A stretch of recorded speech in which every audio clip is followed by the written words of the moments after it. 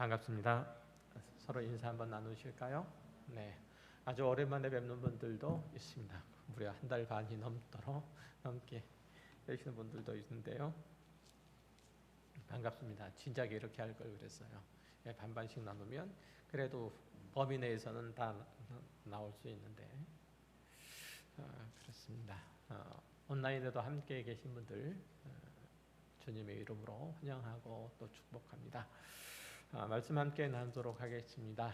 오늘 본문을 포함해서 요한복음 1장 51절까지는 모두 5사람이 예수님의 제자가 되는 장면을 묘사하고 있죠. 그 중에 오늘 본문에 나타나는 둘은 요한의 제자인데 이들이 예수님을 따른 것은 자기 스승인 요한이 보라 하나님의 어린 양이로다 라는 예수 그리스도에 대한 소개가 있었기 때문이죠. 어떤 선생이 자기 제자들이 더 훌륭한 스승에게 자기 제자들을 추천하는 일들은 사실 드물죠. 그렇게 추천하기 위해서는 그 선생이 진정 겸손함이 필요하고 또 소개를 받은 스승이 자기보다 더 탁월하고 더 낫다는 그런 확신이 필요하겠죠. 뿐만 아니라 자기 제자들을 사랑해서 그들의 성장을 진정으로 바라는 마음들이 있어야 자기보다 나은 스승에게 제자들을 보낼 수가 있겠죠. 세례 요한이 그렇게 한 사람인데 그렇게 할 수 있었던 것은 자기가 소개한 예수 그리스도께서 자기보다 훨씬 위대한 그리스도이신 것을 알았기 때문이죠. 앞에서도 보았듯이 그는 자기 뒤에 오시는 메시아의 길을 예비하라고 보냄을 받아 광야에서 외침을 받은 외치라고 보내진 그런 소리라고 그렇게 자기 자신에 대해서 고백을 했고, 그리고 자기가 증거하는, 자기가 그 길을 개척해 나가는 이제 그 그분은 얼마나 능력이 많고 위대한지 자신이 생각할 때는 그 주인의 신발끈을 풀고 매기도 합당치 않다라고 그렇게 생각을 했던 거죠. 그렇게 고백을 했던 겁니다. 주인의 신발끈을 매고 푸는 일들은 한 집의 종 중에서 가장 어린 종이 하는 일들이죠. 그러니까 요한의 이 고백은 자기의 낮음 그리고 자신의 보잘것없음을 하는 것이라기보다는 예수 그리스도의 높으신 영광과 권세를 말하고 있는 내용이에요. 하여튼 요한의 보라 하나님의 어린 양이로다 라는 외침은 이번이 처음은 아니었던 거죠. 그 전날에도 자신에게 몰려드는 유대인들을 향해서 똑같은 메시지를 선포를 했었어요. 그러나 그때는 아무도 그가 소개한 메시아를 주목해서 보지도 않았고 또 따라가지도 않았죠. 그리고 이제 둘째 날에 돼서 비로소 요한의 제자 2사람이 예수님께 대하여 관심을 보이기 시작했고, 그리고 세례 요한의 소개에 따라서 그를 따르기로 결정을 한 것입니다. 그 둘 중 한 사람이 베드로의 형제 안드레였고, 나머지 한 사람은 이 복음서를 기록한 사도 요한이란 사람이죠. 이는 이제 세례 요한과 다른 사람이죠. 자, 이 2사람이 예수님의 뒤를 따르자 예수님께서 물어요. 너희가 무엇을 구하려고 나를 쫓느냐? 그러자 2사람이 대답하기를 랍비여 어디 계시오니까? 라고 다소 수수께끼 같은 질문을 하죠. 그러자 이제 주님께서도 거기에 맞춰서 와서 보라라고 말씀을 하시고, 또 그의 제자들은 예수님을 따라가서 그분이 계신 곳을 보고 그날 예수님과 함께 거하게 됩니다. 이 대화가 나타낸 바 그 의미가 무엇인지는 나중에 보기로 하고, 조금 있다가 보기로 하고, 안드레와 요한이 예수님의 첫 제자가 된다는 사실 먼저 그 부분부터 풀어보겠습니다. 자, 안드레와 그리고 요한이 제자가 되고, 오늘 이제 본문 마지막에서는 우리가 잘 아는 시몬 베드로가 제자가 되는데, 시몬 베드로는 안드레의 형제예요. 안드레의 형제로서 이제 안드레가 이제 그 형제 시몬에게 가서 내가 메시아를 만났다라고 예수님을 소개하는데, 그의 시몬, 그의 안드레의 형제 시몬은 방금 말씀드렸듯이 베드로인 거죠. 베드로는 반석이라는 의미의 헬라어예요. 헬라어이고, 그리고 여기에 등장하는 게바라는 이름은 반석이라는 그 의미를 가지고 있는 아람어예요. 아람어. 우리는 일반적으로 베드로라고 하면 이제 그 예수님의 첫 번째 제자, 그러니까 뭐 수제자라고도 얘기를 하는데, 이 예수님의 가장 중요한 제자 중에 한 사람인 시몬을 생각을 하고, 그것이 마치 이름이라고 그렇게 여기는데, 베드로는 사실은 이름이 아니라 시몬의 별명이에요. 별명. 예수님께서 지어주신 별명인 거죠. 그리고 이 예수님께서는 베드로라는 별명을 주신 것이 아니라 게바라는 별명을 주셨는데, 이게 이제 헬라어로 바꿔놓으니까 페트로스라는 그 이름이 나오게 된 거죠. 자, 그리고 어쨌든 그 이튿날이 되어서 예수님께서 갈릴리로 돌아가시는 길에 이제 빌립이라는 사람을 만나요. 그러면서 이 빌립에게는 나를 따르라고 직접 말씀하세요. 빌립은 안드레와 베드로와 같은 고향 갈릴리 벳세다 사람이라서 서로 잘 알고 있었으리라고 생각이 됩니다. 그러니까 예수님의 부르심에 어떤 의미에서 보면 쉽게 좇을 수가 있었던 거죠.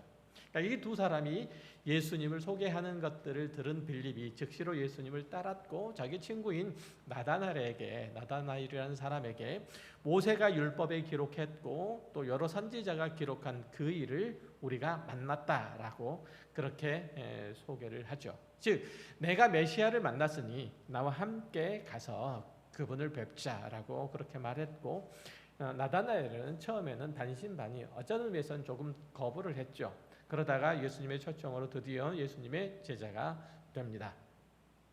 이렇게 이제 5명이서 다양한 방식으로 예수님의 제자가 되는데, 요한복음에는 이들 외에 다른 제자, 나머지 이제 7제자가 12제자니까요. 7제자가 어떤 방식으로 주님께 부름을 받았는지에 대한 그런 내용들은 안 나타나요. 왜냐하면 그들도 예수님의 부르심을 받은 그 방식은 이들과 크게 다르지 않았기 때문일 것이고, 또 어떤 의미에서 볼 때 어떻게 그들을 불렀느냐, 제자들을 불렀느냐 하는 부분들은 사실 중요하지 않기 때문에 그래요.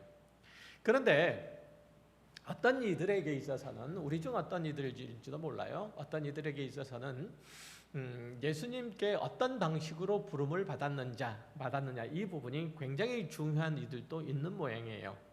여러분은 어떻게 처음으로 예수님을 믿게 되었는지요? 어떤 이는 어머니 뱃속에서부터 교회를 다녔고, 그러다 보니까 자연스럽게 말씀을 듣게 됐고 믿음이 자라나게 된 이들도 있죠.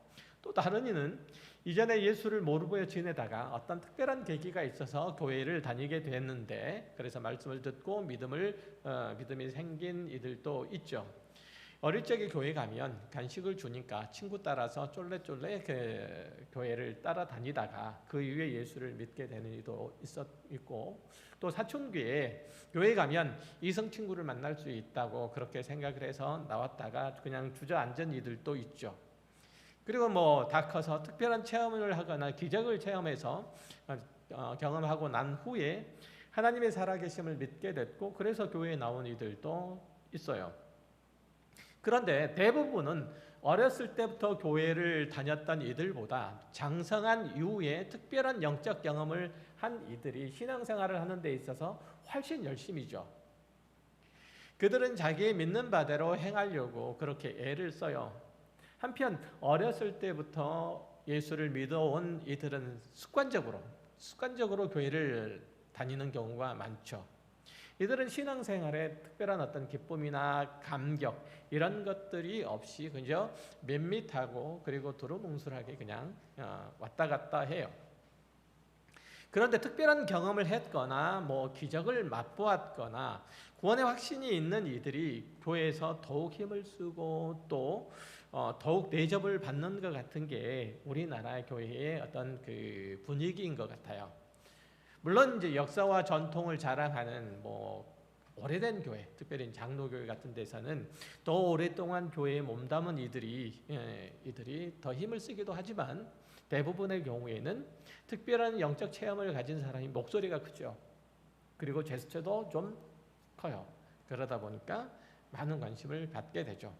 어쨌든 교회는 보통은 두 유형의 성도들이 공존하는데 이들 사이에서 보이지 않는 미묘한 기류가 흐르기도 해요. 그러니까 서로에 대해서 답답해하기도 하고 또 다른 한편으로서는 서로가 부러워하죠. 어린 시절에 신앙생활 했던 얘기들을 하면 이제 나중에 장성해서 교회를 다닌 부류의 사람들이 좀 부러워하고, 그리고 자신의 신앙인 경험들에 대해서 얘기하는 시간들이 있으면 어려서부터 신앙생활을 해온지라 특별한 신앙적인 어떤 체험들이 없는 이들이 또 부러워하죠. 그렇게 돼요. 그러니까 다른 이유도 있겠지만 한 교회 안에서 이런 분위기가 형성이 되는 이유는 예수를 믿으려면 반드시 자기 안에 뭔가 인상적인 것들이 발견돼야 한다고 그렇게 생각되어지기 때문이죠. 뭔가 간증할 거리가 만들어져야 제대로 된 신앙 안으로 들어와 있다라고 여겨지는 그런 교회들이 종종 있잖아요. 그래서 그런 거예요. 그래서 너나 할 것 없이 예수를 믿으면서 인상적인 경험들을 했던 것, 기적적인 체험들을 했던 것들을 자기 체험으로, 자기 간증으로 가지고 있지 않는 이들이 사실은 별로 없죠. 한국 교회의 분위기상 만약 이것이 없으면 신앙생활을 허투루 했다라는 그런 비난, 나무란물 들어야 될 각오도 해야 돼요. 그러나 이런 생각들, 이런 의식들, 이런 흐름들은 신앙에 대한 아주 잘못된 태도와 이해예요. 그건 하나님의 은혜 베푸심에 대한 것들을 잘못 이해한 때문이죠. 내가 특별한 중생의 경험들을 가진 것은 내가 뭔가 남보다 다른 구석이 있기 때문이고, 내가 하나님의 은혜를 다른 사람보다 더 많이 받은 것도 내가 남다른 열심이 있고 또 남다른 헌신이 있었기 때문에 내가 그런 은혜를 받을 수 있었다. 이런 생각은 성경이 말하는 구원이 하나님의 은혜로 이루어지는 것이다. 우리는 하나님의 은혜가 없이는 살 수 없다라고 하는 그런 얘기들, 그런 이해들을 정면으로 배치하죠. 그러니까 성경의 가르침과는 전혀 거리가 멀다는 얘기죠. 구원이란 죄와 사망의 자리에서 생명과 복의 자리로 옮겨진 것이고 어두운 세상에서 나와서 빛의 세계로 옮겨진 거잖아요. 이에 대한 특별한 경험이 있다는 것은, 더욱 굵은 경험이 있다는 것은 이전에 구원받기 전과 그 이후의 대비가 그만큼 크다는 얘기잖아요. 그렇기 때문에 별로 자랑할 게 못 돼요, 사실은. 그러니까 내가 구원을 받기 전에 그만큼 개차반으로 살았다는 얘기잖아요. 그게 무슨 자랑이라고. 그렇죠? 또한 하나님의 은혜 역시 받는 이가 조건을 갖추었기 때문에 주어지는 것이 아니라 그 은혜가 주어지지 않고는 살 수 없기 때문에 하나님께서 긍휼로 주신 거예요. 긍휼을 베풀어 주심으로요. 성경이 말하는 은혜란 자격이 없는 자에게 주어지는 하나님의 특별한 선물이에요. 그것을 받은 사람이 돈을 주고 산 것이라거나 자신의 신앙의 열심과 바꾼 것이 아니라 이 말이죠. 내가 다른 사람보다 더 많은 은혜를 받았다라고 말하는 것은 내가 다른 사람보다 더욱 형편없는 사람이어서 하나님의 그 은혜가 없었더라면 지금 하는 사람 구실조차 나는 못했을 것이다라는 그런 고백을 하는 셈이에요. 그 은혜가 없었더라면 나는 어떤 의미에서 지금도 어두운 구석에서 헤매며 울 수밖에 없는 그런 존재로 서 있을 거다라는 그런 고백이란 얘기예요. 그러니까 나는 다른 사람보다 더 잘나서 은혜를 받았다라고 이렇게 생각할 게 아니라 이런 얘기죠. 자, 이런 이해가 대단히 중요한 것은 성경이 다 그렇게 표현하고 있기 때문에 그렇게 가르치고 있기 때문에 그렇다는 거죠. 자, 디모데전서 1장 12절 이하를 보면 이렇게 사도 바울이 디모데에게 가르쳐요.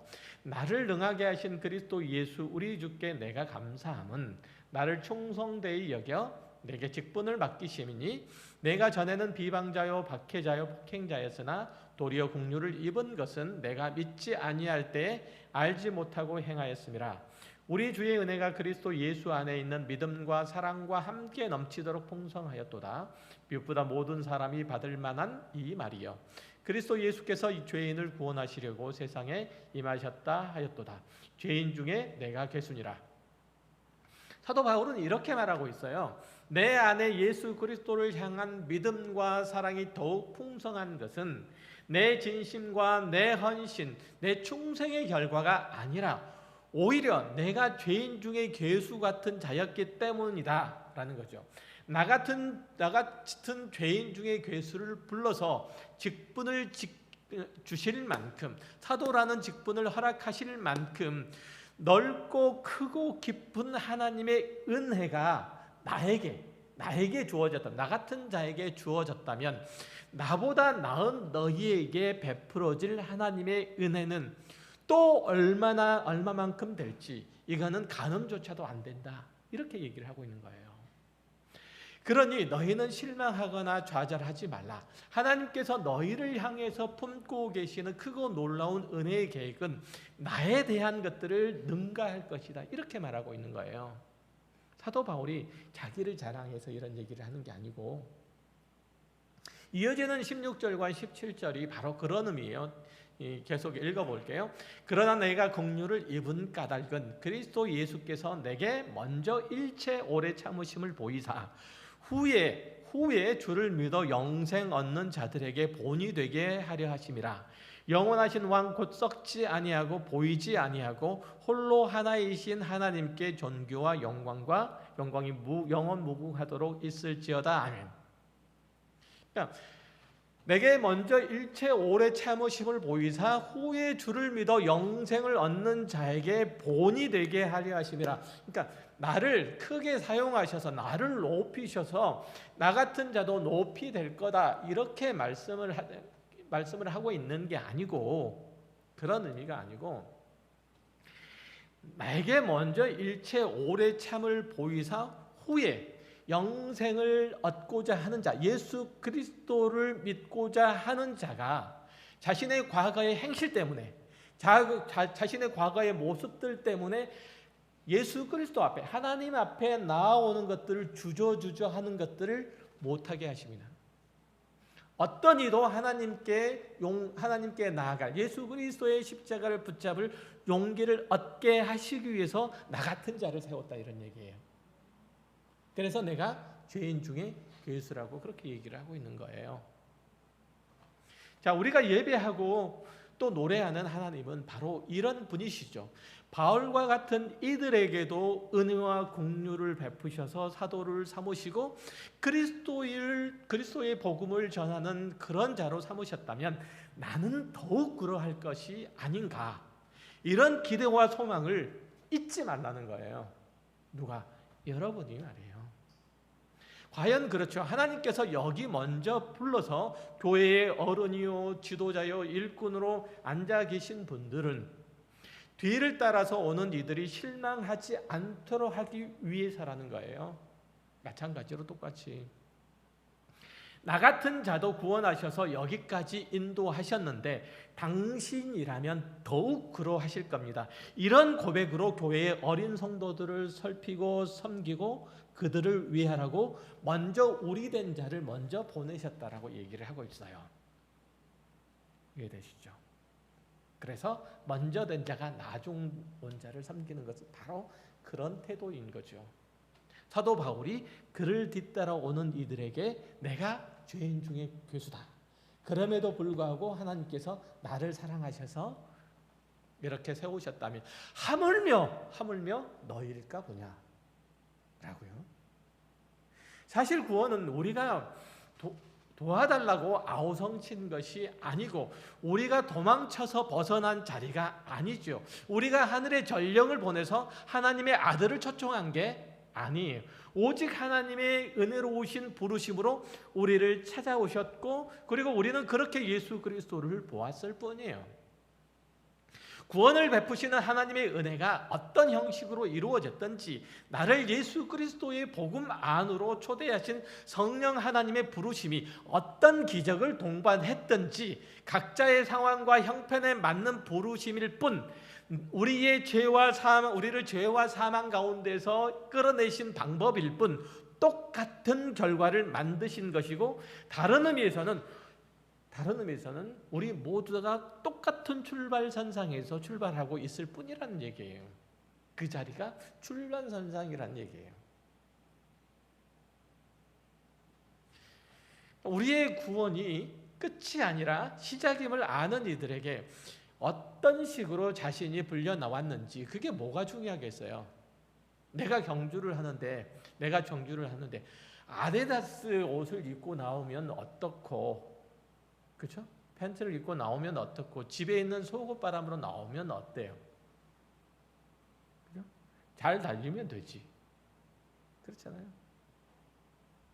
그런 것들도 소용이 있는 것들이 잘 달리기 위해서 소용이 있는 거잖아요. 잘 달리기 위해서. 그렇죠? 나이키를 입으면 뭐 어때요? 다 똑같이. 그러니까 물에 빠져서 정신을 잃은 사람을 건져 놓았는데, 어떤 사람은 자기 머리가 남들보다 많이 길어가지고 구원하는 사람이, 그걸 건져내는 사람이 머리채를 잡기 편해서 자기가 끌려 나왔다고 하고, 다른 사람은 입고 있던 수영복이 화려하고 눈에 띄어서 건짐을 받았다고 그렇게 얘기를 하고, 또 다른 사람은 자기 외모가 예뻐서 구명보트를 탄 아저씨가 특별히 건지러 왔다 그러고, 이렇게 자기 자랑을 늘어놓는다면 그 얼마나 한심해요. 말도 안 되는 소리잖아요. 요한복음 1장 51절까지 등장하는 예수님의 제자들을 보면, 그의 길을 예비하러 온 세례 요한을 통해서 그리스도를 발견한 사람도 있고, 예수 그리스도라고 먼저 소개받은 이가 구원에서 온 경우도 있고, 길을 가고 있는데 때마침 예수님을 만나서 구원을 부름을 받은 사람도 있어요. 성경은 다양한 부르심의 우열을 가리지 않는다는 얘기죠. 오직 구원받은 이들이 그 위에 어떻게 살아가느냐만 부르심의 가치를 빛낼 것이고, 마치 아무런 소용없는 것으로 만들어 버릴 수도 있다라고 그렇게 경고도 하고 있어요. 요한복음 20장 31절 이하의 말씀을 잠깐 볼게요. 예수께서 제자들 앞에서 이 책에 기록하지 아니한 다른 표적도 많이 행하셨으나 오직 이것을 기록함은 너희로 예수께서 하나님의 아들 그리스도이심을 믿게 하려 함이요, 또 너희로 믿고 그 이름을 힘입어 생명을 얻게 하려 함이니라. 자, 이 말씀은 요한복음의 결론부에 해당되는 부분이에요. 오늘 본문에서 맨 처음 부름받은 사람은 세례 요한의 두 제자 안드레와 요한이었는데, 그런데 여기서도 그렇고, 그리고 요한복음 전체에서 사도 요한은 자기가 사도로서 그 부름을 받은 부분들에 대한 특별한 감격을 표현하지 않아요. 그러니까 여기 이제 세례 요한의 제자로서 자기가 있었다는 사실조차도 또 한 사람, 다른 한 사람이라고 표현할 뿐 특별하게 자기 이름을 드러내어 표현하지 않는다는 얘기예요. 대신에 그는 자신이 제자로서 사도로서 그의 전생애를 통해서 복음을 구성해내신 예수 그리스도를 진심으로 좇는 삶을 살아냄으로써 누구보다 주님께 대한 사랑과 헌신을 그는 온 몸으로 표현했던 사람이에요. 그렇죠? 예수를 믿는 자들이 자신이 얼마나 그리스도를 사랑하는지는 다른 것이 아니라 그분을 닮아가는 것으로서, 그분을 따라가는 것으로서 표현돼야 돼요. 그분을 따르는 삶으로 증언해야 된다는 얘기예요. 먼저는 과거의 자기중심의 삶의 목적과 방식과 내용을 청산해야 되는 거예요. 마치 세례 요한의 두 제자가, 요한과 안드레가 과거에 그와 함께했던 종교와 신앙의 행위들을 뒤로 물리치고 메시아이신 예수 그리스도를 따랐듯이 여러분의 삶과 신앙의 인생들이 그래야 해요. 여러분들이 과거에 어떤 삶을 살았던지 간에, 과거에 어떤 인생을 영위했던지 간에, 어떤 자리에 어떤 주의를, 어떤 역할들을 감당했던지 간에 이제는 예수 그리스도 안에 있는 만큼 예수 그리스도의 제자로 살아야 된다는 거예요. 예수께서 오늘 본문 38절에서 이렇게 말씀하시죠. 무엇을 구하느냐?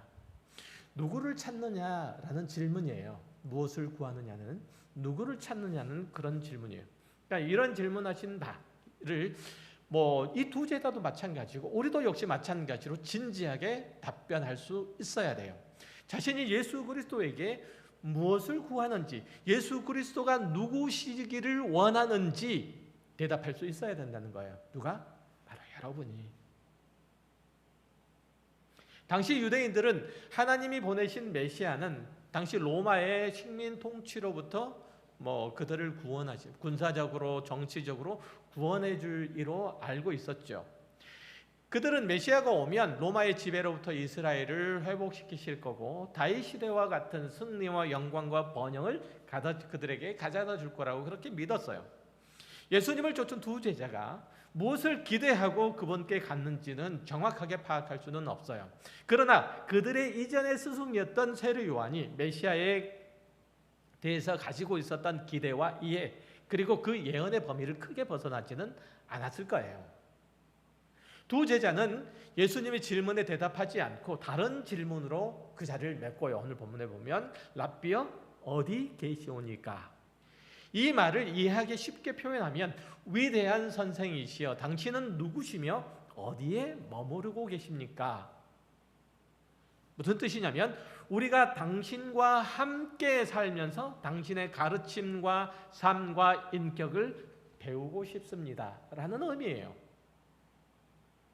이들은 예수님을 따라가서 그분과 함께 지내면서 그분으로부터 모든 것을 배우기를 바랐고 모든 것을 함께 하기를 기대했죠.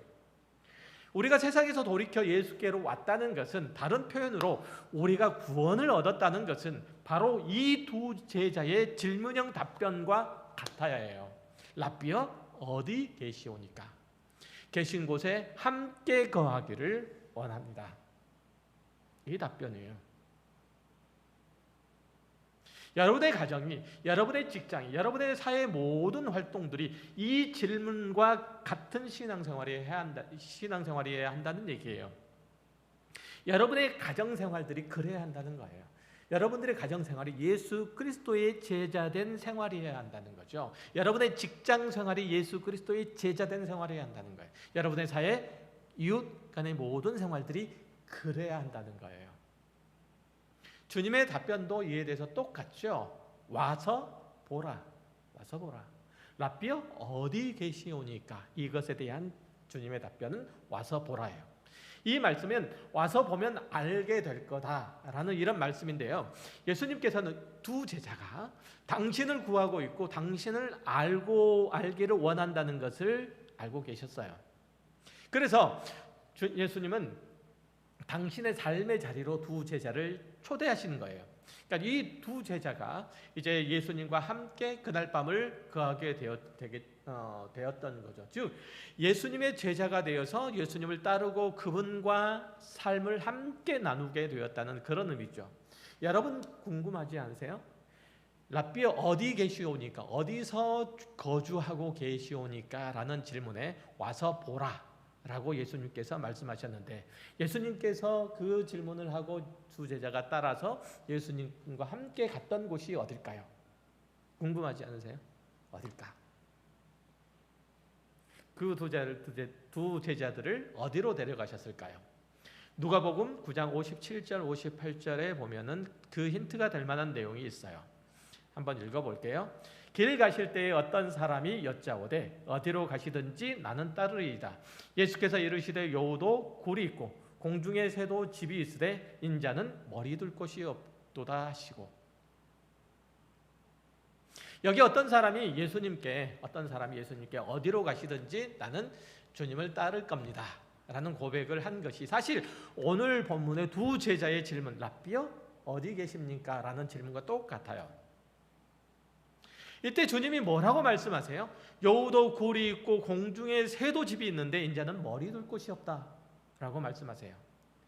예수님이 이렇게 매몰차게, 한편으로는 조금 과장되게 말씀하시는 것은 그 사람을 뭐 제자로 받기를 거절해서 그렇게 한 것이다 라고 그렇게 이해하는 사람도 있지만 전혀 그렇지 않아요. 예수님께서 당신을 믿고 따르겠다는 사람을 거절하실 이유가 있어요? 당신이 왜 이 땅에 오셨는데? 그렇죠? 제자로 받으시는 것을 거절할 이유가 전혀 없잖아요. 이 말씀의 의도는 제자도는 그분을 따르면 이 세상에서 나그네로 살아야 할 각오를 해야 된다는 뜻이잖아요. 왜냐하면 어떤 사람이 예수를 따른다는 것은 사실상 그가 이 세상의 많은 사람들에게 거부당할 것을 선택하는 것이기 때문이란 얘기예요. 그래서 인자는 머리 둘 곳이 없는 거예요. 여러분은 예수를 믿는 게 기쁨이고 영광이고 자랑입니까? 그렇습니까? 대답을 안 하시네. 아마 대부분 그렇다고 대답하실 거예요. 왜냐하면 성경이 그렇게 가르치고 있기 때문에. 그렇잖아요. 그러나 그렇게 대답하는 누군가를 조용한 데 끌고 가가지고 팔목 딱 잡고 정말 그래? 라고 얘기하면 뭐 그렇지만은 않다고 대답을 할 거예요. 그렇게 고백을 할 거예요. 틀림없이. 사실 그것도 성경이 가르치는 바예요. 방금 읽었던 누가복음 9장의 표현처럼 예수를 믿는 것은 힘들고 고생스럽고 대접받지 못하는 일들이라고 분명히 가르쳐요. 요즘 같으면 예수를 믿는 것이 그렇게 신나지도 않고 멋있지도 않고 인정받는 것도 아니에요. 오히려 교회를 다니는 사람을 보면 이해할 수 없어요. 정말 왜 형편없는 목사들한테 돈을 갖다 바치면서 그 귀한 시간들을 쓸데없는 데 낭비를 할까? 이런 소리를 듣기가 십상이잖아요.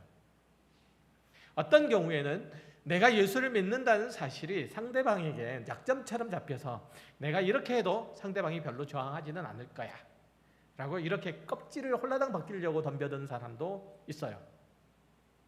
그렇죠? 그런 경험 안 해보셨어요?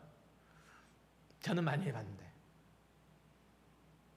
또 어떤 때는 이 사람들과는 말도 안 통하고 일도 함께 하기 어렵고 매일에도 함께 꿈꾸기가 힘들어 이런 소리를 듣기도 해요. 과거에 뭐 중소벤처기업부 장관 후보가 창조과학회 이사로 활동했다는 이유 때문에 낙마했어요. 그러니까 진화론을 부정하는 자가 과학기술 분야의 장관이 된다는 게 말이나 되냐라는 논리였죠.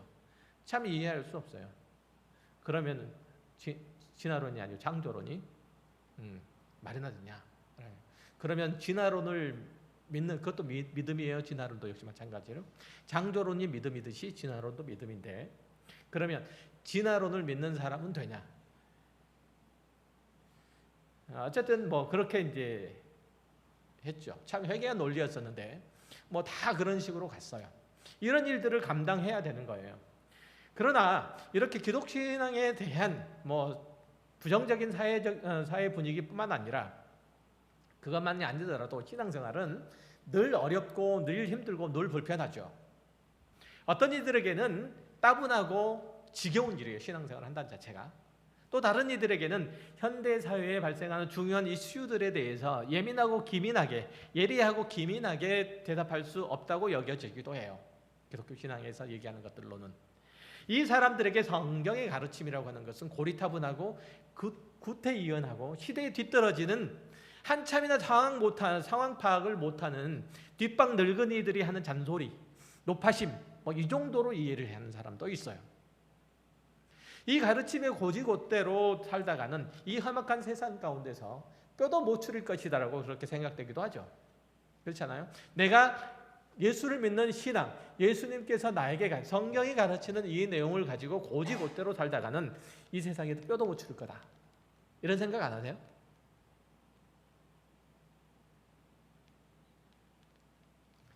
미안해요. 저만 그렇게 생각해서. 그러니까 이제 그렇게 이들이 생각할 때 예수를 따르는 제자도는 위험천만한 일이다. 이렇게 생각을 하는 거죠. 그럼에도 불구하고 예수를 믿는 신앙은 반드시 그분을 따르는 대로 향해야 한다고 변함없이 성경은 강조해요. 물론 우리가 단순히 예수께서 우리 죄를 위해서 십자가를 죽으신 것을 믿어서 구원을 받고 그리스도인이 되었다면 죄사함을 받고 죽은 후에 천국 가는 것이 그것으로 충분할 수는 있어요. 그러나 예수를 메시아 구원자로 믿는다는 것은 오늘 본문에서 주님이 요한의 두 제자를 부르시면서 당신의 삶과 사명과 인격에 초대하신 말씀 와서 보라 라는 사실을 동반하는 거예요. 반드시. 사실 예수님 당신이나 그의 사도들의 가르침 어디에도 예수님의 사랑과 희생으로 죄 용서만 누리고 그 이상은 그분과 아무 관계도 없이 지내도 된다, 이런 허용 내지는 방관에 대한 말씀은 전혀 없어요. 우리 마음대로 이 세상을 살다가 주님께서 부르시면 그때는 과거에 받았던 옛날에 고리적에 받았던 그 앞면에는 천국행 열차 좌석 번호가 있고 뒤쪽에는 예수님께서 십자가에 달리신 그림이 그려져 있는 프리패스 티켓을 잘 지참하고 가면 그렇게 하면 될 일이 아니라는 얘기예요. 천국행 티켓이 있으면 그렇게 그려져 있을지도 몰라요. 앞에는 좌석 번호, 뒤에는 예수님의 십자가 있죠, 그림 달려 있는 그림. 그것만 가지고 될 일이 아니에요. 조금만 곰곰이 생각을 해보세요. 죄를 용서해 주시는 것 외에 다른 많은 것에서 하나님을 믿지 못하면서 유독 죄사함만을 믿는다는 것, 이게 실제로 가능해요? 그분이 하시는 모든 일이 오르시며 이 땅에서 우리의 삶의 모든 면에서의 열쇠이고 모범인 그분 한 분뿐임을 믿지 않고는 그분을 믿는다고, 그분의 십자가를 믿는다고 말할 수가 없는 거예요. 왜냐하면 그분의 십자가 안에는 그분의 삶과 인격과 그분의 사명과 그분의 성품 모두가 다 응축해서 녹아져 있기 때문에 그래요. 만약 예수 그리스도를 믿는다면 와서 보라 라는 초대에 응할 수밖에 없는 거예요. 그래서 우리의 삶의 모든 면이 그분과 최대한 닮아가고 최대한 가까이 가고 싶어하는 마음이 우리 가운데 있어야 되는 거예요. 또한 예수님께서 당신의 삶과 바꾸시고 우리 손에 주어진 천국행 티켓이 아니라 그것은 우리의 구원은 말이죠, 천국 그 자체예요.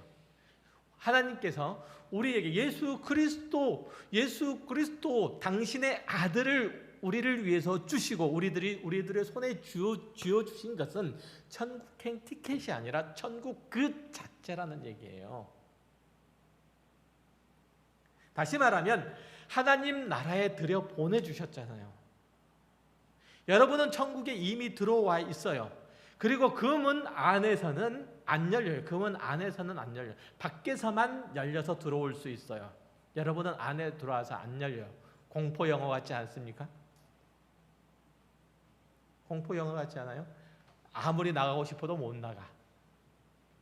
스릴러잖아요. 한 번 들어오면 천국은 나갈 수가 없어요. 그래서 여러분이 천국 문 앞에 서성이면서 더 이상 앞으로 안 오려고 눈치를 보면서 애를 쓰든 그 길이 좁고 험하더라도 성실히 앞으로 나아가든 여러분은 하나님의 나라의 삶을 살아가고 있는 거예요. 무조건. 그 나라의 삶에서 성경이 보증하는 승리가 있고 또 기쁨이 있고 감사가 있고 영광이 있으려면 이제는 예수 그리스도에게 배워야만 하는 거예요. 그렇지 않고 자기의 종교적인 열심, 도덕적인 어떤 의지에 의존해서 신앙생활을 하려고 하면 실패를 할 수밖에 없는 거예요. 사실 이것이 오늘날 대다수 예수를 믿는다는 사람들의 현 주소예요. 내가 어떤 종교적인 열심만 가지고 어떤 도덕적인 의지만 가지고 신앙생활, 그것을 최대한 발휘를 하는 게 신앙생활이라고 생각해요. 그렇지 않아요, 절대. 한번 잘 생각을 해보세요. 실제로 내가 그리스도인으로서 착해지기를 원하지만 사정상 필요하면 언제라도 악을 행할 준비가 되어 있고 또 그럴 수밖에 없는, 또 그래야만 하는 이유도 만들어져 있어요. 가만 보면 도덕적인 의지를 가지고 신앙생활을 하는 사람들에게는 물론 악은 사정상 꼭 필요하고 그때는 이제 그런 사람들에게는 감각적으로 둔해지기도 하죠. 그러나 예수님께서 친히 지적하신 것처럼 죄를 짓는 사람들, 이건 사실 죄의 종이에요. 요한복음 8장 34절 이하를 볼게요. 예수님께서 대답하시되 진실로 진실로 너희에게 이르노니 죄를 범하는 자마다 죄의 종이라. 종은 영원히 집에 거하지 못하되 아들은 영원히 거하나니 그러므로 아들이 너희를 자유롭게 하면 너희가 참으로 자유로우리라. 그리스도인인 우리도 늘 죄를 범하고 사는데 우리까지 한꺼번에 다 몰아세우는 것, 도매금으로 다 팔아버리는 거 아닌가라는 너무 한처사 같은 그런 말씀이지만 그렇지 않아요. 평소에 사람들이 자기 자신은 자기가 원하는 바 선은 행하고 원치 않는 바 악은 피하고 살아요. 꼭 그러잖아요. 일상적으로 그 일들에 성공하는 사람이 없어요. 그래서 우리는 예수 그리스도에게 와서 그분에게 배우고 그분의 말씀 앞에 무릎을 꿇는 거예요. 우리는 각자의 삶을 이해할 수 있고 언제나 우리 가까이에 있는 예수 그리스도의 우리 가까이 있는 예수 그리스도와 사귐이 있어. 그렇게 하려면 반드시 그분의 말씀대로 행해야 되는 거예요. 우리가 예수 그리스도의 말씀 안에 거하기를 연습하는 사이에 우리는 진리를 알게 되고요. 그 진리가 우리를 자유롭게 할 수 있는 거예요. 그때서야 비로소 예수께로 와서 그의 제자가 될 때만 배우는 그분의 인격이 있고요. 그분의 성품이 있고요. 그분의 감정이 있고요. 그분의 사고가 있어요. 예수 그리스도에게로 오지 않으면 이거 못 배우는 거예요. 그로 말미암아 성도는 예수 그리스도께로 오므로 말미암아 성도는 내적 변화의 새로움들을 얻을 수가 있게 되는 거죠. 그리스도를 닮지 않는 사람이 그의 제자가 될 수 없고 하나님께 나와 그 말씀을 듣지 않는 사람이 그 나라를 소유할 수가 없는 거예요. 그러니까 우리는 내가 신앙생활을 하는 것은 어떤 종교적인 열심으로 신앙생활을 하는 것이 아니요, 내가 도덕적인 의지로 하는 것이 아니요, 예수 그리스도께 나오는 것으로 하는 거예요. 예수 그리스도의 말씀 앞에 굴복함으로 하는 거예요. 그분의 삶과 나의 삶을 일치함으로써 신앙생활을 하는 거예요. 그래서 성경은 예수 그리스도를 따르며 또 그분을 신앙하며 그분을 사랑하는 자가 맺어가는 삶의 열매가 이렇다라고 얘기를 해요. 그러니까 이걸 뭐라고 성경을 얘기하죠? 성령의 열매라고 얘기를 해요. 그러니까 이 성령의 열매는 어떤 행동이 아니라 그 사람 내부의 본질을 구성하는 데서 나오는 자연스러운 성품의 결과라고 그렇게 말하죠. 갈라디아서 5장 22절에서 이렇게 얘기를 하잖아요. 오직 성령의 열매는 사랑과 희락과 화평과 오래 참음과 자비와 양선과 충성과 온유와 절제다. 이렇게 말씀하시잖아요. 그러니까 이런 것들을 금지할 법이 없다라고 얘기하는 거예요. 왜요? 그것은 외부에서 내가 보고 배우는 게 아니라 내 자연적으로 나오는 것이기 때문에 내가 그리스도와 함께하면, 그러니까 금지할 법이 없는 거예요. 이 9가지 열매는 어떤 행동, 모두 다가 어떤 행동을 추구하는 것이 아니라 그리스도를 닮은 성품이에요. 그 성품을 가진 자로서의 그리스도인이 되는 거예요. 이거는 그리스도와 함께 사귐으로서만 가능해져요. 내가 그리스도를 좋아하고 사랑하고 그리스도를 진정으로 따르기를 원할 때만 나오는 거예요. 우리 현실적인 모습이 어쨌든 하나님께서 우리 안에 본래 우리 안에 사시도록 되어 있고 우리는 자기 능력이 아닌 주님께서 주신 은혜와 능력으로 살게 되어 있어요. 우리에게 닥친 문제는 우리 각자의 능력과 방법으로 해결하도록 하신 것이 아니라 우리가 하나님의 사람이 되려는 충성과 헌신으로만 접근하고 풀리도록 그렇게 되어 있다는 얘기예요.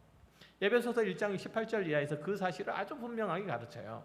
너희 마음에 눈을 밝히사 그의 부르심의 소망이 무엇이며 성도 안에서 그 기업의 영광의 풍성함이 무엇이며 그의 힘의 능력으로 역사하심을 따라 믿는 우리에게 베푸신 능력의 지극히 크심이 어떠한 것을 너희로 알게 하시기를 구하노라. 예수 그리스도께 붙들리지 않으면 한 사람의 인생은 절대로 활짝 피어날 수 없다는 거예요.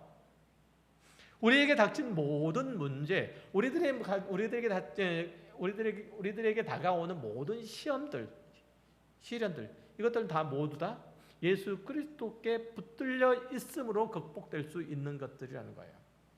이 세상의 죄악된 세상 가운데서도 하나님의 거룩하심과 순결하심을 드러낼 자는 오직 예수 그리스도와 사귐에 있는 자, 예수 그리스도의 제자도를 살아가는 자. 랍비여 어디 계시오니까 질문할 수 있는 자만 거둘 수 있는 것들이에요.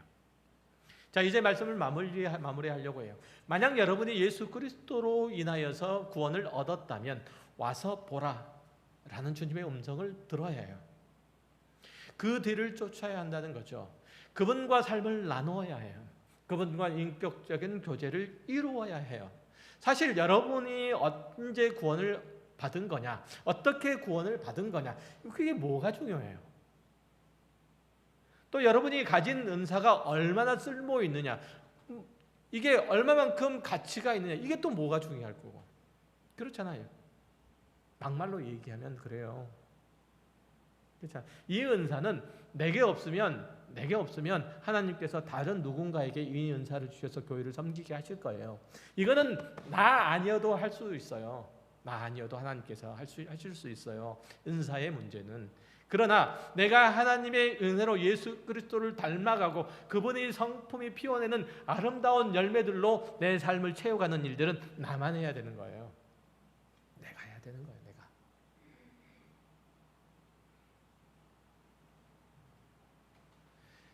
뿐만 아니라 여러분이 극적으로 구원을 받았으면, 극적으로 구원을 받은 만큼 여러분이 먼저 하나님의 사람이 되었으면, 먼저 하나님의 사람이 된 만큼 그것이 곧 하나님의 영광스러운 일들에 동참하게 하시려고, 먼저 동참하게 하시려고 그렇게 하신 줄 인식하고 그 안에서 사는 것, 그 부르심에 충성하는 게 중요하죠. 열심을 품고 주를 섬기되 힘을 다해서 그렇게 해야 된다는 그런 의미로서 하나님께서는 나를 먼저 부르시는 거예요. 여러분을 장로요, 권사요, 집사요로 부르신 거예요. 그렇잖아요. 그래서 우리는 오늘 본문에서 두 제자가 질문한 내용들을 늘 상기하면서 살아야 할 필요가 있어요. 랍비여 어디 계시오니까? 이 질문을 매일의 삶 속에서 하시길 바라요. 이 질문을 늘 던지면서 살아간다면 여러분의 신앙생활은 실패보다는 성공이, 아픔보다는 기쁨이, 절망보다는 소망이, 지옥보다는 영광이 여러분의 앞길 가운데 풍성하게 펼쳐질 것입니다. 기도하겠습니다. 하나님 아버지 감사합니다. 하나님께서 저희를